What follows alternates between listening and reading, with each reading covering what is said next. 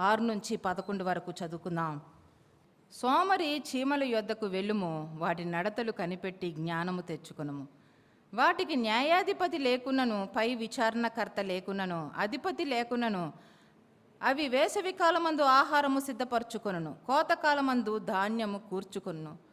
సోమరి ఎందాక నీవు పడుకొని ఎందువు, ఎప్పుడు నిద్ర లేచెదవు? ఇంకొంచెము నిద్రించెదనని, కొంచెము కునికెదనని, కొంచెము సేపు చేతులు ముడుచుకు పడుకునేదనని నీవు అనుకొనుచుందువు.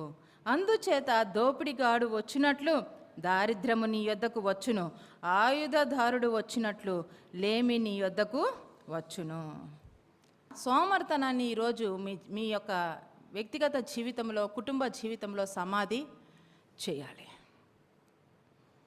ఈ సోమరితనం ఉండడం వల్ల దరిద్రత ఇంటిలోనికి ప్రవేశిస్తుంది. అలాగనే వారు లేమితో బాధపడవలసిన పరిస్థితి వస్తుంది.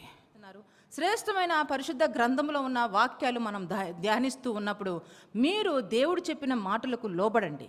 ఏ వాక్యం మీరు వింటున్నారో ఆ వాక్యము మీ హృదయాల్లో 30 60 100 అవి ఫలించాలి.